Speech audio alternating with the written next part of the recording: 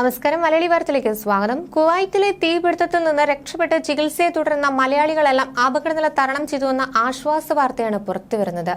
14 മലയാളികളടക്കം 31 ഇന്ത്യക്കാരാണ് ആശുപത്രികളിൽ ചികിത്സയിൽ തുടരുന്നത്. പരിക്കേറ്റ് ചികിത്സയിലുള്ള 14 മലയാളികളിൽ 13 പേര് നിലവിൽ വാർഡുകളിലാണ് ചികിത്സയിലുള്ളത്. ഇവരിൽ ആരുടെയും നില ഗുരുതരമല്ല. ഒരാൾ മാത്രമാണ് ICUവിൽ തുടരുന്നത്. Al Adan, Mubarak Al Kabeer, Al Jaber, Jahra hospital, Farwaniya hospital എന്നിവിടങ്ങളിലാണ് ചികിത്സയിൽ കഴിയുന്നത്. മൊത്തം 31 ഇന്ത്യക്കാരാണ് ചികിത്സയിലുള്ളത്. ദുരന്തത്തിൽ മരിച്ച മലയാളികളിൽ 4 പേരുടെ സംസ്കാരം ഇന്ന് നടക്കും. ഇന്നലെ 12 പേർക്കാണ് ജന്മനാട് വിട നൽകിയത്. കുവൈറ്റ് ദുരന്തത്തിൽ മരിച്ച വിളച്ചിക്കാല സ്വദേശി ലൂക്കോസിന്റെ സംസ്കാരം വിളച്ചിക്കാല IPC സെമിത്തേരിയിൽ നടക്കും. മൂത്ത മകൾ ലിഡിയയുടെ നഴ്സിംഗ് അഡ്മിഷനായി അടുത്ത മാസം നാട്ടിൽ വരാനിരിക്കെയാണ് ലൂക്കോസ് മരിച്ചത്. 18 വർഷമായി കുവൈറ്റിലായിരുന്നു. കൊല്ലം പുനലൂർ സ്വദേശി സാജൻ ജോർജിന്റെ സംസ്കാരം നരിക്കൽ മാർത്തോമ ചർച്ച് സെമിത്തേരിയിലും നടക്കും. അടൂരിലെ സ്വകാര്യ എഞ്ചിനീയറിംഗ് കോളേജിൽ അസിസ്റ്റന്റ് പ്രൊഫസറായിരുന്ന പുനലൂർ സ്വദേശിയായിരുന്ന സാജൻ 1.5 മാസം മുമ്പായിരുന്നു കുവൈറ്റിൽ എത്തിയത്.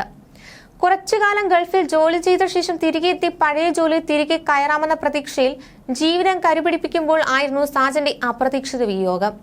പത്തനംതിട്ട പന്തളം സ്വദേശി ആകാശ് ശശിധരന്റെയും കണ്ണൂർ കുറുവ സ്വദേശി അനീഷ് കുമാറിന്റെ സംസ്കാരവും ഇന്ന് നടക്കും. കണ്ണൂരിലെ സ്വകാര്യ ആശുപത്രിയിൽ സൂക്ഷിച്ചിരിക്കുന്ന അനീഷ് കുമാറിന്റെ മൃതദേഹം രാവിലെ 8 മണിയോടുകൂടിയാണ് നാട്ടിലേക്ക് എത്തിച്ചത്. തുടർന്ന് കുറുവയിലെ പൊതുദർശനത്തിന് ശേഷം വീട്ടിലേക്ക് കൊണ്ടുവന്നു. 11 വർഷമായി കുവൈറ്റിൽ ജോലി ചെയ്യുന്ന അനീഷ് പ്രവാസ ജീവിതം മതിയാക്കി നാട്ടിൽ സ്ഥിരതാമസമാക്കാനുള്ള തയ്യാറെടുപ്പിലായിരുന്നു. കഴിഞ്ഞ മാസം 11-നാണ് നാട്ടിൽ നിന്ന് തിരിച്ചുപോയത്. കുവൈറ്റിൽ സൂപ്പർമാർക്കറ്റ് സൂപ്പർവൈസറായിരുന്നു. 50 ഇന്ത്യക്കാരുടെ മരണത്തിനിടയാക്കിയ തീപിടുത്തത്തിന്റെ യഥാർത്ഥ കാരണവും കഴിഞ്ഞ ദിവസം പുറത്തു വന്നിരുന്നു. മംഗഫ് ലേബർ ക്യാമ്പിലെ തീപിടുത്തം വൈദ്യുതി ഷോർട്ട് സർക്യൂട്ട് കാരണമെന്നാണ് കുവൈറ്റ് സ്ഥിരീകരിച്ചിരിക്കുന്നത്. ഫ്ളാറ്റിലെ സെക്യൂരിറ്റി ജീവനക്കാരന്റെ മുറിയിൽ സൂക്ഷിച്ചിരുന്ന പാചകവാതക സിലിണ്ടർ ചോർന്നാണ് തീപിടുത്തമുണ്ടായതെന്ന് നേരത്തെ പ്രാദേശിക മാധ്യമങ്ങൾ റിപ്പോർട്ട് ചെയ്തിരുന്നു. ഷോർട്ട് സർക്യൂട്ടാണ് ദുരന്ത കാരണമെന്ന് കുവൈറ്റ് അഗ്നിരക്ഷാസേന ഇപ്പോൾ വ്യക്തമാക്കിയിരിക്കുന്നത്. ഫ്ളാറ്റിലെ സെക്യൂരിറ്റി ജീവനക്കാരന്റെ മുറി ഉൾപ്പെടെ പരിശോധിച്ചാണ് അന്തിമ നിഗമനത്തിലെത്തിയത്. വിശദമായ പരിശോധനകൾ നടത്തിയ ശേഷമാണ് അപകട കാരണം കണ്ടെത്തിയതെന്ന് കുവൈറ്റ് അഗ്നിരക്ഷാസേന പ്രസ്താവനയിൽ അറിയിച്ചു.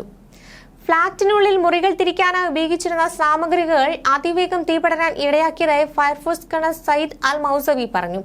മുറികൾ തമ്മിൽ വേർതിരിക്കാൻ ഉപയോഗിച്ചിരുന്ന വസ്തുക്കൾ കത്തിയത് വലിയ തോതിൽ പുകയുണ്ടാക്കി. ഈ പുക അതിവേഗം മുകൾ നിലയിലേക്ക് പടർന്നു. 6 നില കെട്ടിടത്തിൽ 24 ഫ്ളാറ്റുകളിലെ 72 മുറികളിലായി 196 പേരാണ് താമസിച്ചിരുന്നത്. ഇതിൽ 20 പേർ നൈറ്റ് ഡ്യൂട്ടിയിലായിരുന്നതിനാൽ സംഭവ സമയത്ത് 176 പേരാണ് ക്യാമ്പിലുണ്ടായിരുന്നത്.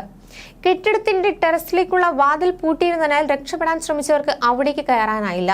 ഗോവണിപ്പടി വഴി ടെറസിലെത്താൻ ശ്രമിച്ചവർ വാതിൽ തുറക്കാൻ കഴിയാതെ കുഴഞ്ഞു വീണതായും ഫയർഫോഴ്സ് അധികൃതർ വ്യക്തമാക്കുന്നുണ്ട്. തീപിടുത്തത്തിൽ ഭൂരിഭാഗം ആളുകളും മരിച്ചത് പുക ശ്വസിച്ചാണെന്ന് പോസ്റ്റ്മോർട്ടം റിപ്പോർട്ട് പുറത്തുവരികയും ചെയ്തു. 31 പേരാണ് പുക ശ്വസിച്ച് മരിച്ചത്. 14 പേർ പൊള്ളലേറ്റാണ് മരിച്ചത്.